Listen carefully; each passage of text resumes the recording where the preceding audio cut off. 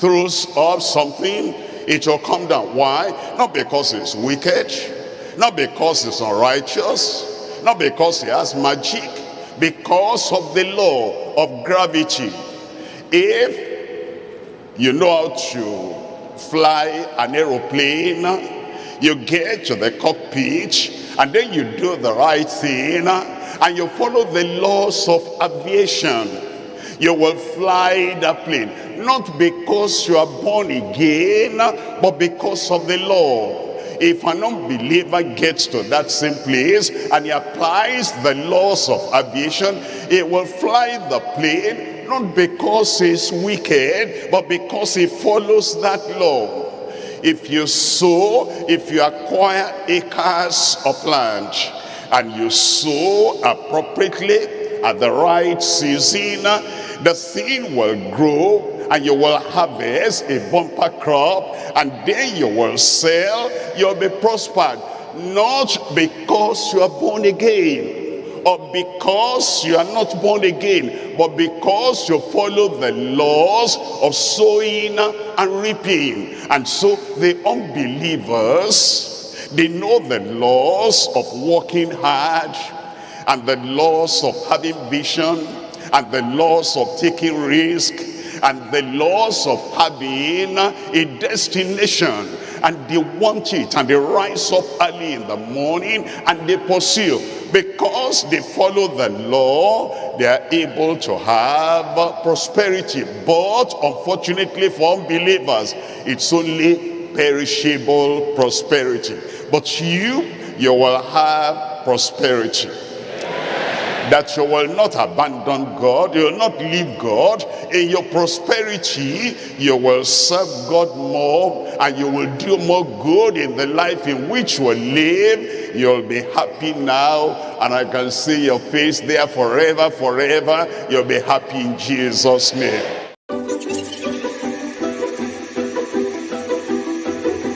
Cannot get rich in one day. It's like a ladder.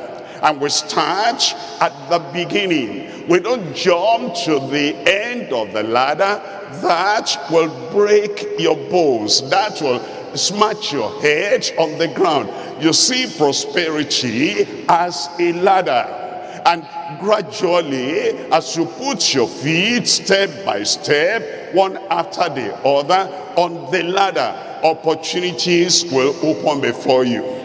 Open doors will open before you, and one day at a time, as you go through those open doors, one day at a time, as you get all the opportunities, and you're always moving, you're not doubting, you're not slacking back, you're not lazy, you're not indolent, you're not sleeping when you ought to be walking. One day, one step, one activity, and then earning, saving, spending, living reasonably. Your own preferable, profitable prosperity will be yours in Jesus' name.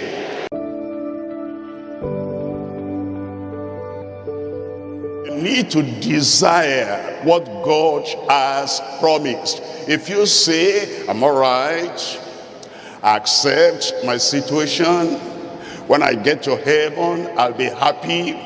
I'm not happy now. I cannot pay school fees now. I cannot pay house rent now. But thank God there are believers, they're charitable, they're helping me. I'm all right. If you are all right like that, nothing else will happen. But number one, a desire in your heart. I have a desire to be a possessor of what the Lord has provided for me.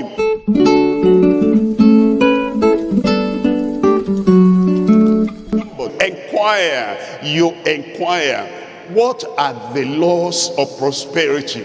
What are the promises of God that he has given to his children? How can I come into the flow of the success and the prosperity that the Lord has provided for me? You acquire the skill that is necessary. You see, in the world in which we live today, we need to know how to use the computer. We need to understand how to find information from the internet. The students today is not like the student 20 years ago, that he has to go to the library and all he can find is in the library books. All the information is there on the internet, and even the way they study and the way the teachers give instruction, it is through that method they're able to give. And if you don't acquire the skill of the modern life, how we do things, how things are done, you'll be left behind. What I'm saying is, the promise of God is there for you. But then you are not going to be looking at unbelievers and saying, well, that's them, that's them. The unbelieving students are making first class.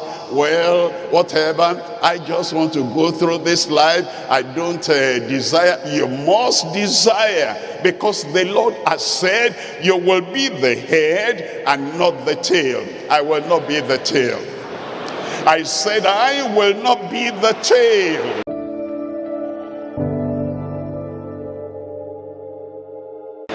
And then you admire. You see, look at yourself. If you were able to have a personal car, if you were able to have a personal house, if you were able to educate your children, if you were able to put food on the table every time, how would that be? See yourself like that and appreciate that and admire that kind of life. You see, it is that. It comes from the inside. The one who is lacking behind, the one who cannot move forward is from the heart. The one who cannot produce anything is from the heart. But you admire when you get there, not if, because you are getting there. And then you say, when I get there, this is what I expect, and I admire that. I admire myself succeeding, admire myself prospering, admire myself being able to help other people.